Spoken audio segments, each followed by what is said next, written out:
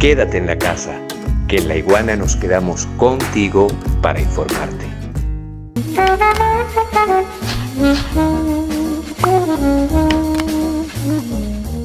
Tenemos que citar acaso también nosotros uno de los problemas que todavía siguen fustigando al pueblo venezolano, y es esta guerra económica de la cual muchos dudaban, a la cual se le decía que era simplemente una excusa del gobierno bolivariano, del gobierno de Nicolás Maduro, para tapar errores en la gestión económica.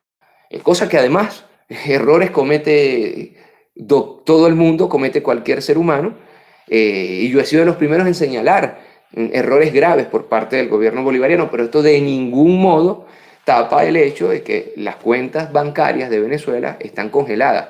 Y digo congeladas porque, tratando de ser un tanto caballero, pero en realidad saqueadas y robadas en muchos casos. Por ejemplo, la cuenta del Banco Central de Venezuela acaba de ser robada, así mismo, ese es el verbo, robada, y sus arcas transferidas, escuchen ustedes, al Departamento del Tesoro de los Estados Unidos. Es decir, estamos en plena piratería del siglo XXI. Claro, un país que le roba las mascarillas en plena pandemia a Alemania es capaz de hacer absolutamente todo, y en ese todo se cuenta los miles de millones de dólares que han sido robados directamente por parte de los Estados Unidos, por parte de la banca mundial e incluso por parte de algunas superpotencias extranjeras, ¿no? No se pueden hacer entonces transacciones de ningún tipo. La República Bolivariana no puede hacer transacciones de ningún tipo, y evidentemente entonces no puede tener acceso a lo que cualquier pueblo del mundo tendría naturalmente acceso: a la medicina, a los alimentos, a los insumos para, por ejemplo, practicar la actividad petrolera, o acceder incluso a la gasolina después de su tratamiento químico. Es decir, un país que ha sido arrodillado también desde ese punto de vista, y hay, bueno, fenómenos todavía mayores, como por ejemplo que Inglaterra no le devuelve a Venezuela su oro. La República Bolivariana de Venezuela tenía reservas de oro en el Reino Unido, e incluso en las últimas horas Maduro ha pedido una vez más que se nos devuelva nuestro oro, y no se nos devuelve. Piratería en pleno siglo XXI. Piratería en pleno siglo XXI. Entonces, ¿está Venezuela preparada para asumir una situación de catástrofe, una situación de pandemia?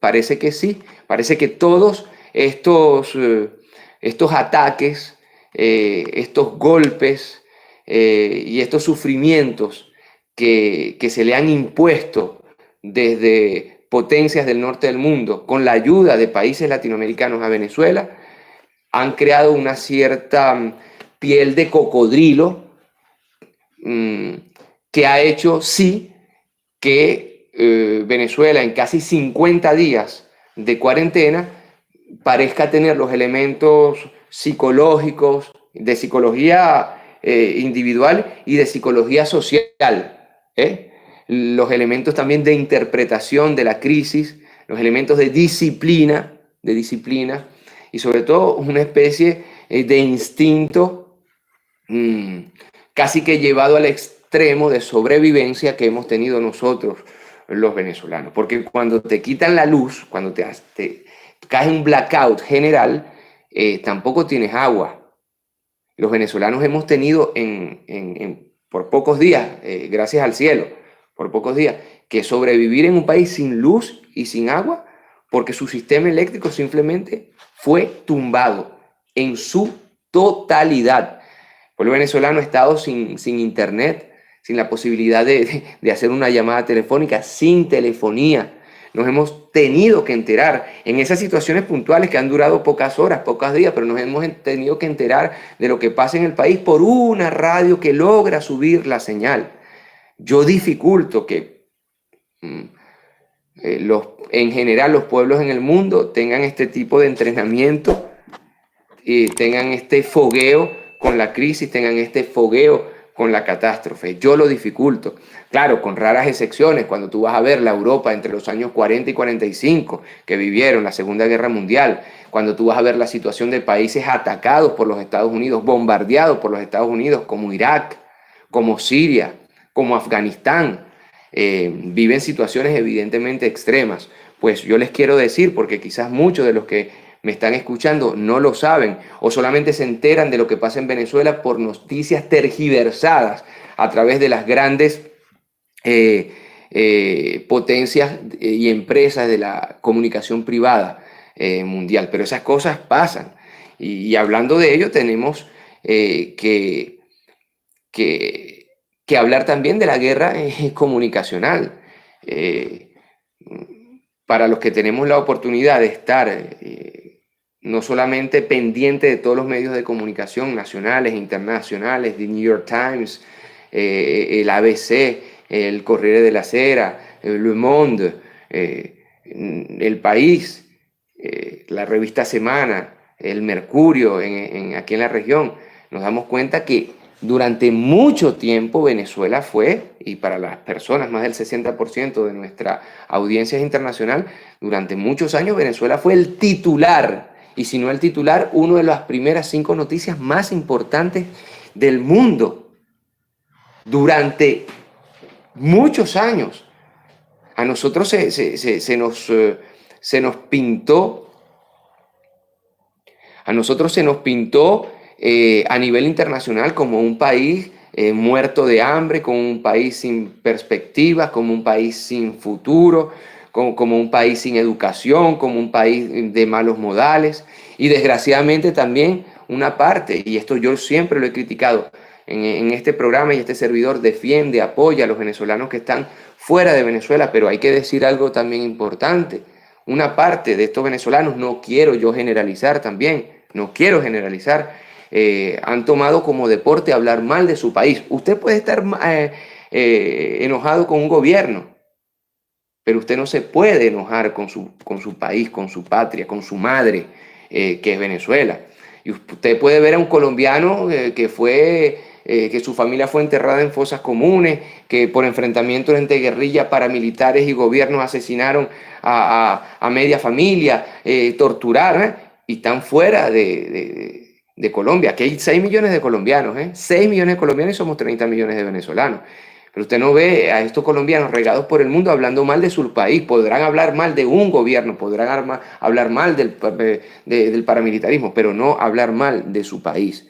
Y en Venezuela además hubo una grandísima campaña todos los días a lo interno, hablando de lo mediático a lo externo y a lo interno también, una grandísima campaña para tumbar la autoestima de los venezolanos, para hacernos sentir que este país no valía nada, que este país no iba a ninguna parte, que este país era inviable. Bueno, gracias a eso y gracias a los efectos dañinos, los efectos de terror, porque son acciones terroristas de la guerra económica contra Venezuela, muchos venezolanos fueron empujados en lo económico, pero también en lo mediático, en lo psicológico, fueron empujados fuera de Venezuela.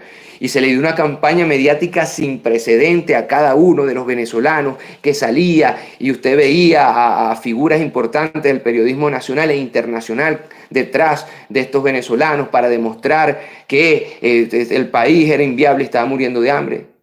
Y sí, cada quien es libre de escoger en dónde vive, y yo mismo viví 11 años de mi vida entre París y Roma. Cada quien va a donde quiere, claro que sí, pero desgraciadamente muchos venezolanos fueron empujados fuera de su país por una guerra económica, por un bloqueo económico, por problemas graves económicos, pero también por una guerra psicológica, por una guerra mediática que les hacía creer y entender que este país, que era el suyo, no valía nada y que había que ir a buscar mejor suerte en otros países. El COVID-19 también desnudó esta patraña, esta triste tragedia creada voluntariamente por tanques de pensamiento, por poderes económicos transnacionales, etc. Y ahora muchos de esos venezolanos a los cuales les llegó esta pandemia estando en Colombia, estando en Perú, estando en Ecuador, ¿sí?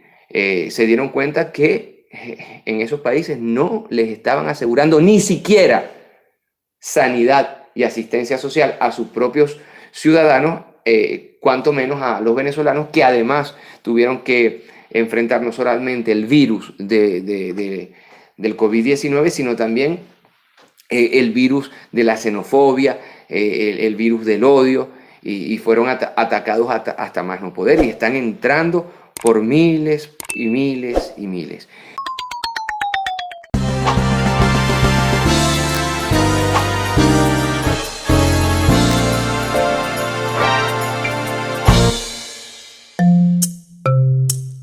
Laiguana.tv, la verdad hecha tendencia.